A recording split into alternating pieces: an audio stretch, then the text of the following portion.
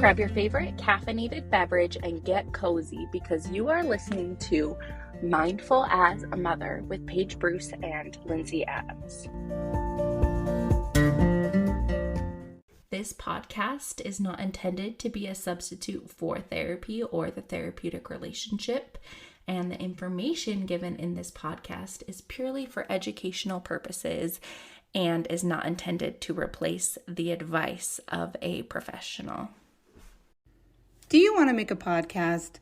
Spotify's got a platform that lets you make one super easily, then distribute it everywhere and even earn money, all in one place for free. It's called Spotify for Podcasters, and here's how it works.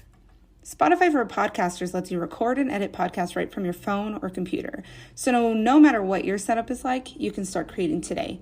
Then you can distribute your podcast to Spotify and everywhere else podcasts are heard. Video podcasts are also available on Spotify. And when you want to take your conversations with your fans to the next level, you can do Q&A and polls to get them talking. With Spotify Podcasters, you can earn money in a variety of ways, including ads and podcast subscriptions. And best of all, it's totally free with no catch. Ever since I discovered Spotify for Podcasters, it's taken my creativity on Mindful as a Mother to a new level, and Lindsay and I have been able to reach so many people. I highly recommend you give it a try. Isn't it about time you started a podcast? Download the Spotify for Podcasters app or go to www.spotify.com/podcasters to get started. Hello and welcome back to Mindful as a Mother. My name's Lindsay and I'm here with Paige. And today we are diving into Chapter 7 of Tamara Rossier's book, Your Brain is Not Broken, and it is titled Motivation Murders, and we're going to do this episode for kids. So we're going to talk about things that get in the way of your ADHD child or neurodivergent child's motivation and things that you can do to help support them and help them learn how you can help them with their motivation, but also this is going to be more focused on teens and how you can help them learn how to motivate themselves if you have an ADHD teen. Yeah, and I would say even probably 8+. Like, we'll cover some stuff for younger kiddos, but I would say like preteenish, teen status. Yeah. And I think this is really helpful because, and we have a lot of tips for like specifically homework and like school stuff. Yeah. And it's really helpful because that's an area in which I think that age, your education gets to a point where maybe you're studying more, you're doing larger projects, and things aren't just like homework, a worksheet at night, things like that. Yeah. And those are skills that are difficult for ADHD teens to learn. Yeah, and I think once they hit that age, there's less within our control as parents, right? Yeah. And so it's really being able to teach our kids these habits. And sometimes I think the school system doesn't teach them in a way that neurodivergent kids can, that are adaptable for neurodivergent kids. And so this is where we start to see like a lot of missing assignments or like not finishing projects. It can be a real frustration for parents, and I think maybe we expect too much of our kids without having the skill foundation. So we'll talk about how to build that skill foundation with them.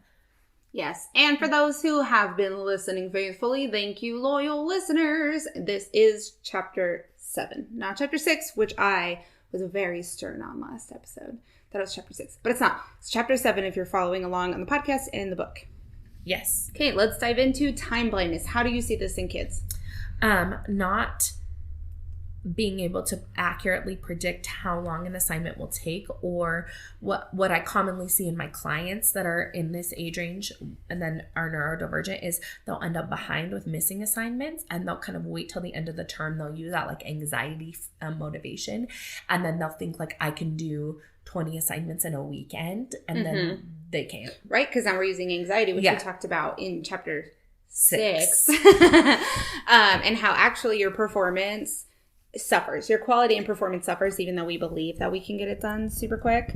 And something that she talks about in the book for adults, but I think it's very applicable for kids if we start teaching them around this age, is if there's something you have to get done, but you're not looking forward to doing it,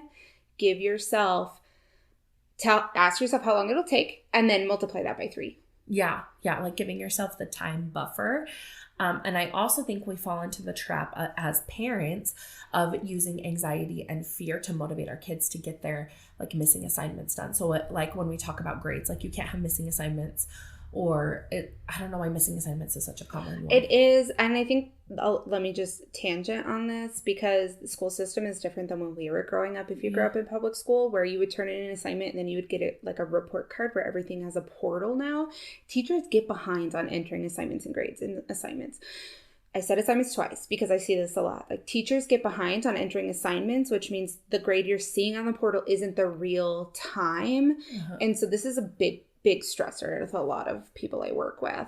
Right. Or like it's getting to the end of the term and you can't fit, you don't want your child to fail a class, or you want them to like get their grades up in time. And so we use the motivation of you'll be grounded, or you'll have this consequence if you have this grade at the end of the term or end of the quarter, or whatever system they use. And then it accidentally reinforces using anxiety and fear as motivation, right? To get the thing done. And we're creating this pattern. So it's like, and then parents will wonder, like, I hate that they do this every semester. They wait till the end and then they get everything like turned in and they end up pulling it off, but then it's stressful for everybody.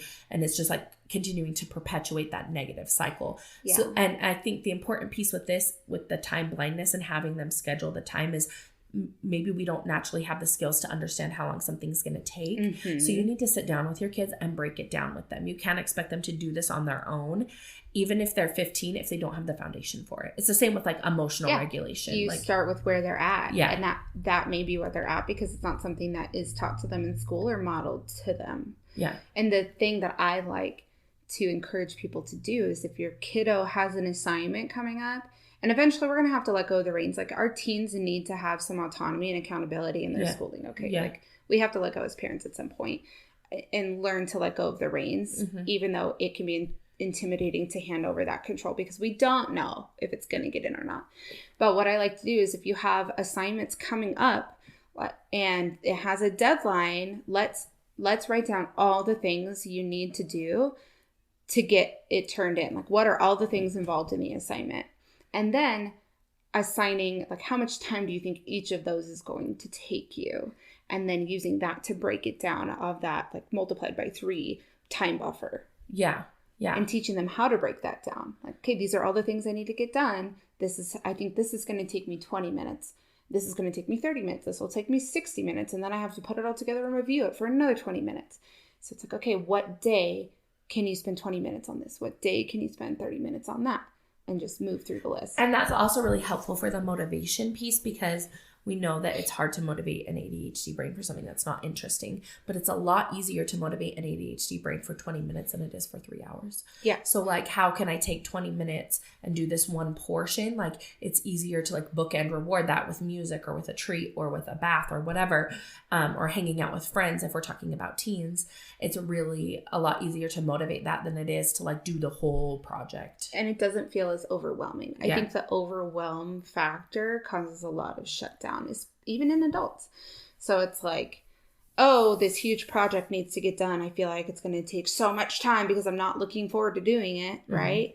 And then we shut down. We just completely shut down and lose motivation to get it done because it feels overwhelming. Right. We procrastinate. And the thing I see too, like with like turning assignments in, is like there's not a system in place to motivate or remind a child to turn assignments in, and then they're not finishing their work or whatever it is, and they get so far behind that they're so overwhelmed. And then there's the time blindness and the lack of like executive skills to plan, like how to get caught up, right? And so if your child's behind, like sit down with them and break down like, okay, we're going to do 2 assignments a day in math, or whatever that looks like, so that they see a path to getting caught up. Because if they just look at the number of missing assignments, it's so overwhelming that they just completely shut down, and then they're not motivated to do the thing. And also let them create buy-in. So give them voice in how does it feel realistic to you to do 2 assignments in math a day?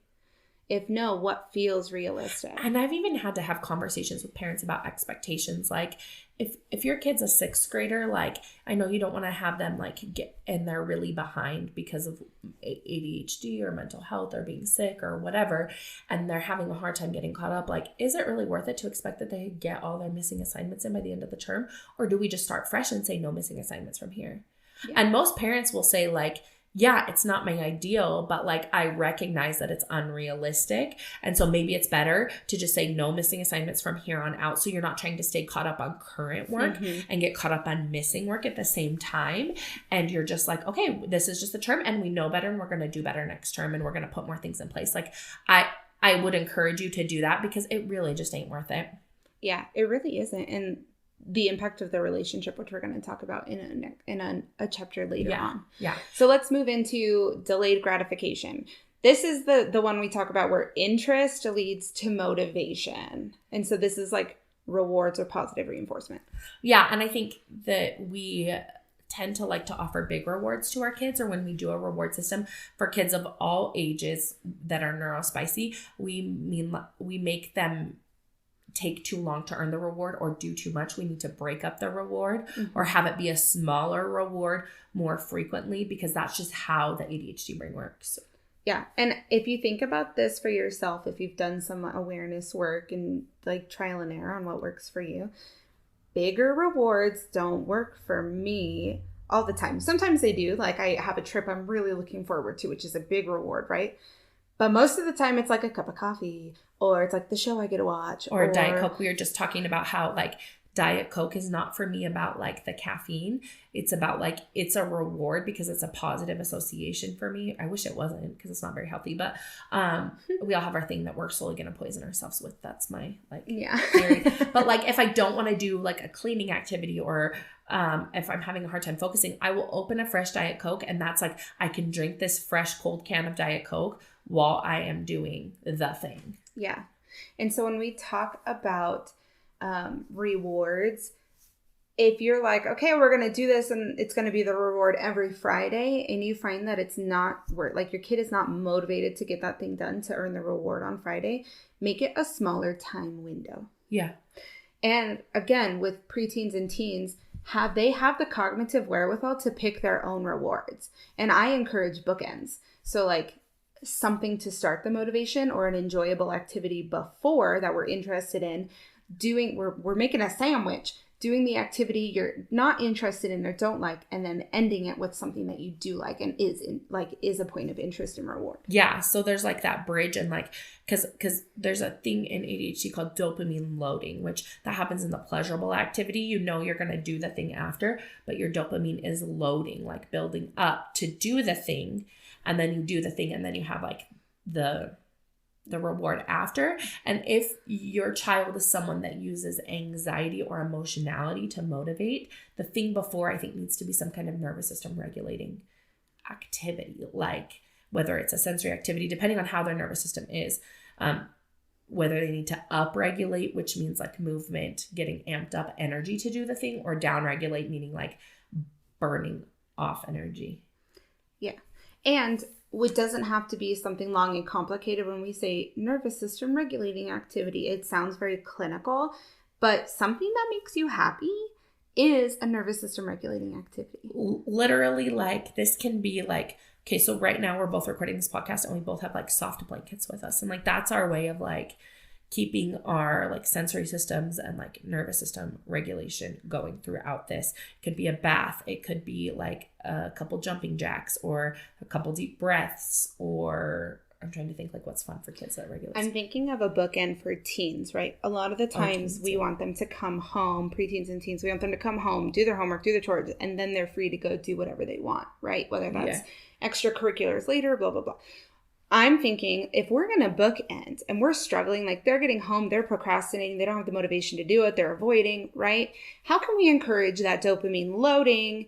So what's something they enjoy doing? Can they spend the first 30 minutes? Can they stay after school for a while and hang out with their friends until all their friends disperse?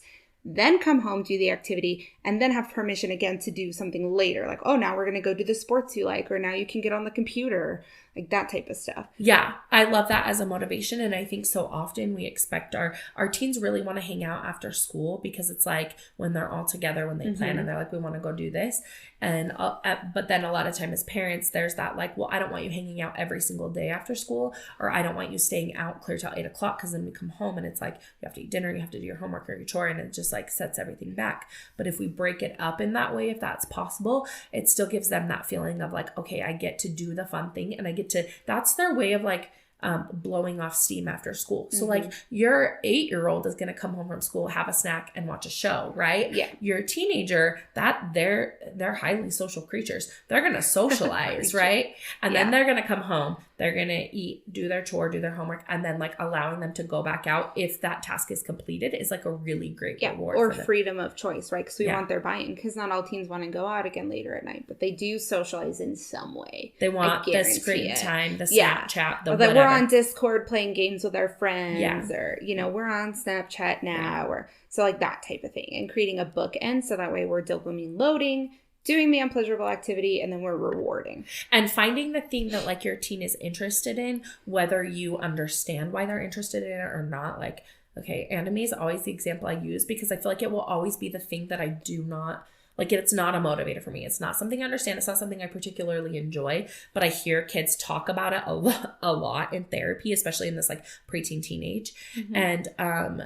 And their friends are typically very into the anime. So it's like, maybe it's that like we can use connection in this way too. Like I'll watch an anime with you after you do, you know, your homework today, or like something like that. Like, and it creates that connection piece with them, and it helps you like learn what they're interested in. So you can use that to help motivate them, but also teach them how to use it to motivate themselves. Yeah. So like explaining the process, not like it's you're an authority and that's their reward, but like, hey, what are some things we can do to build motivation? And then how can you do this on your own as you grow up? Yes. And so this kind of moves us into play as a motivation factor, and how we can incorporate play, because play for a kiddo versus play for a preteen and teen looks a lot different, which is more of like for children, right? You're going to engage and play with them. They want to do something with me. My kids really want to go on bike rides. So they want me to jump on the trampoline. Like I love that they want me to swim with them, but as they get older, it's going to look different. And so as teens, it's a level of connection, right? Because that's what they really want. They're social creatures. And they want, and like you want to work on maintaining that connection with them. But part of that is like, as parents, we have to be adaptable in like, it's not going to look the same as when they were little, and they're not, and we have to meet them. With their interests and where they're at. We have to learn who they are as humans and be willing. And this can be hard as an adult with ADHD if their version of play and their interests do not align with mine. Right? So that's a barrier you could have in a parent-child relationship where you're both neurospicy. And if you're someone who struggles with feeling like they connect with their teen, or like, I think music is a great place to start because most teens love music. And this can be as simple as allowing them to pick the music in the car. Or listening to their songs with them, or playing their songs while they do their thing, even if you don't like their music, even if it drives you up a wall, like finding a way to like engage in that, because it is something that connects us and that teens are usually very connected to and can be a big motivator for them. One of my favorite ways is my kids pick the songs we listen to during dinner. Like each one gets a different gets to pick while we're eating dinner. And that's been, lately they're super into music, and that's been one way we're connecting, and I'm knowing what kind of music they're into or what they're listening to. And they enjoy, like it's a way to be attuned with your teenager. Like, do you want to listen to some whatever they're into while we do this hard thing, or while we're cleaning, or while, you know, which is another way to incorporate play, right? Into a motivation factor. It's like, it sucks that we have to do yard work. Always be validating. Totally sucks that we have to do yard work. I don't want to be out here either. How about we listen to Modest Mouse? Age myself. Modest Mouse while we do it, right? Like our teenagers are not listening to Modest Mouse. But it's like whatever your child is interested in. Like, why don't you go plug in our house, it's Alexa. Go plug in Alexa and you can pick the music while we do this. Like, let's, right? Okay. And then the last two, but they kind of go hand in hand, is energy draining as a motivation murderer, and teenagers are historically tired, and emotional intensity. Okay. So with energy, I think it's important to, just like with ourselves, and I talked a lot about how I'm undoing my conditioning. So I'm really passionate about not creating the same conditioning in my kids, but helping them learn how their energy works and helping them honor where their energy is at. and how much energy something's going to take, and allowing that rest and nervous system regulation before and after. And I don't mean nervous system regulation in like a big to-do way. I just mean something that's pleasurable, enjoyable, and you feel like fills your cup. So for me, like taking a bath fills my cup, like, and is like relaxing and regulates my nervous system. And it's something that's easy. And for a teen, it might be like hanging out with friends because there's a connection piece of regulation. Right. You're filling your battery. Yeah. Whatever that looks like, you're filling your cup. Yeah. Something that I like to just touch on with the energy draining is that in adolescence, our sleep cycles naturally alter. So like from children to adolescents and then into adults, they change. And there's a ton of information and science out there about circadian rhythm. And so in adolescence, the circadian rhythm shifts. So where they're up later and sleep in. And I know this can be very triggering and off-putting for a lot of parents. It is. And I get triggered not about sleeping in, but about the school system not being adjusted to meet the needs of, like, there is scientific evidence that our teenagers need this kind of rest in their circadian rhythm. And I'm even getting heated talking about it, like shifts. And we're still fucking, sorry language, but I'm not that sorry, waking up at like 8 a.m. because they start school earlier than the elementary kids. Yes. Where I'm at. And it's like, are you kidding me? Like, and I have so many ADHD clients who have that emotionality piece, but that also really struggle with morning because something that can show up with ADHD is you have enhanced like sleep inertia, which is like you have trouble waking up. Like you feel like you're foggy. It takes like people with ADHD an hour and a half to fully wake up.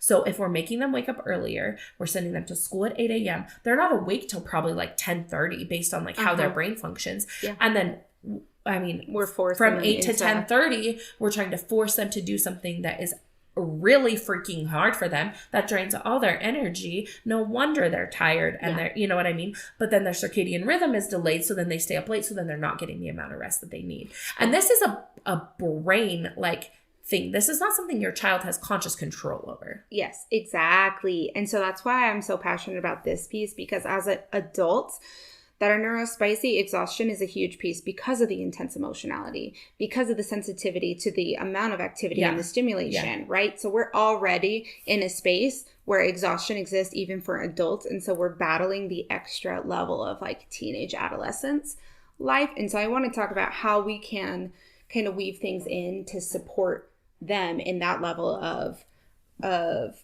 energy draining, right? Because it's not like, I mean, personally, I let my kids take mental health days. So if they're burnt out and exhausted, I'm gonna let them stay home. Period. I do. Me too. Yeah. I just do. And well, so school refusal is a big part of like autism, and everyone knows him autistic. But so for me, it's about monitoring like what's been going on. Has he been sick? How tired is he? How much rest has he been doing? So kind of being aware of that when because like every day he has to stay home. So obviously I cannot give into that every day, but I have to be really hyper aware of where he's at for him. And he's younger, so it's different now than like a teen, but like when to push and when to pull back. Yes. But then I also think with our teens, we need to be aware of that. And then I think we need to be allowing them to sleep in to a certain extent on weekends and school breaks. Yeah. And this doesn't mean they get to sleep until 4 p.m., but I think like being realistic and not like waking your kids up at 7 a.m. and making them do stuff like you letting them like say maybe like 10 or 11 if that's okay, and pushing the day back on the weekends to honor their more natural rhythms.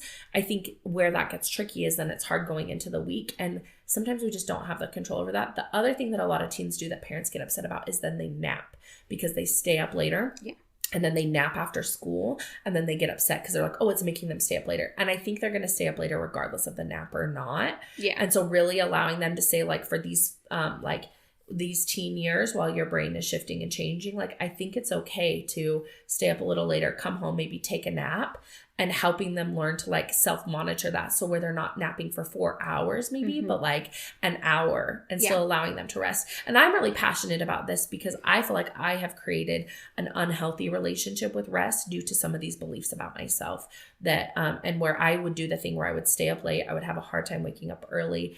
And then I would come home and sleep for a long time and then stay up late. And then and I created a lot of like mental stories about myself that I was lazy, that I didn't have energy. And that's just not true. And I've had to unpack that. And I hate it when kids have to do that. So I don't want my kids or anyone's kids to have to unpack that. So if we can teach them how to honor it and how to make it work with like the system that we're in, I think that that's really important. Yes. So that was going to be my 2 tips too. One, a lot of the advice I give as a therapist clinically is knowing when to pull back. So when our kids are like, let's say like 7+ and they're starting a lot of these extracurriculars and they're also in school and then they're having homework, like being aware as a parent when you have that, because I think once they hit 13, 14, 15, they're in different types of sports or extracurriculars that they are more choosing. Yeah. But before that, knowing when to pull back. A lot of the times when I'm working with clients or children with ADHD, a lot of my advice is to pull back because we're pushing through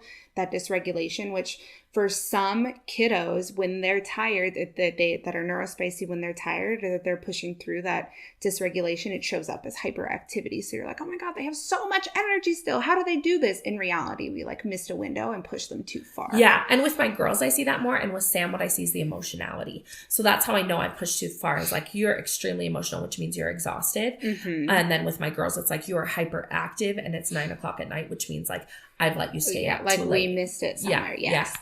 And my other one, and then maybe we can wrap up after this, was creating that family culture where we are modeling rest as a supportive skill instead of maybe what you and I grew up in, as in like you're lazy. Yeah. You're lazy, you're unproductive, and trying to create a family culture around allowing our children to build the awareness of when you're tired, it's okay to rest, even as a teen. Right. Yeah. And having these open conversations about like, I know it's hard to get up in the morning, but this is what time school starts, instead of saying you need to get up and like coming at it from a critical standpoint. Like, I have a hard time waking up in the morning too. Like, what can we do to support you more? Maybe that's allowing you to sleep in on weekends till a certain time and creating that buy-in with your kids. Because if they feel like you're on their team and trying to make it work, right? Because kids understand that they have to go to school, especially as teenagers. Yeah, they know. They get it, right? And so if you can be on their team with like, yeah, this really stinks, and also I can't change what time school starts. So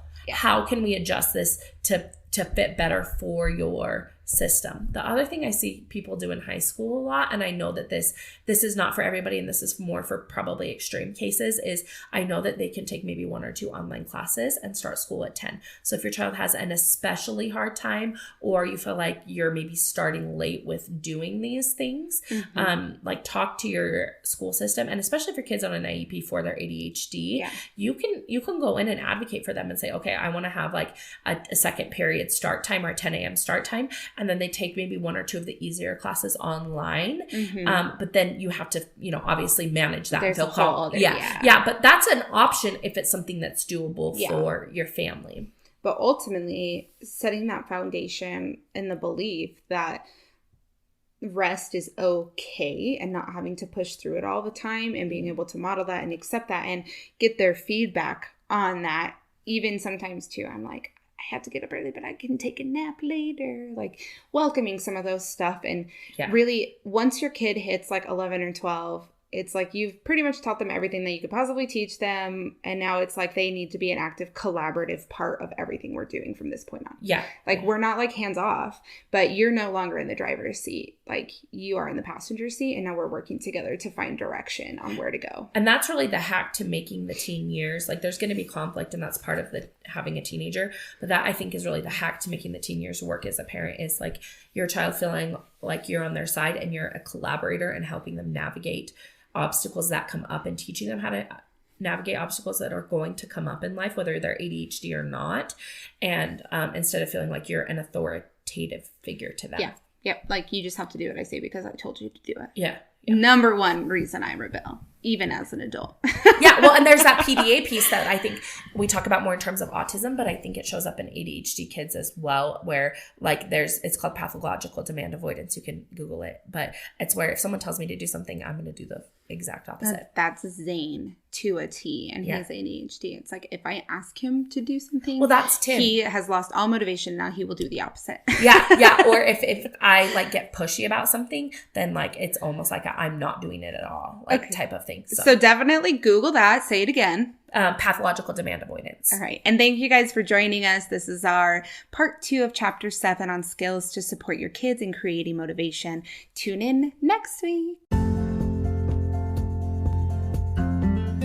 Thanks for coming to Mindful as a Mother podcast. If you'd like more of us and Mindful as a Mother, you can find Paige at Instagram at Parenting with Paige and Lindsay at Linz_Adams LCSW. Find us on TikTok, Instagram, and in our Facebook group, Creating Community and Smashing Parental Stigma, Embracing Mindful Motherhood and Positive Parenting. Thanks so much, and see you next time.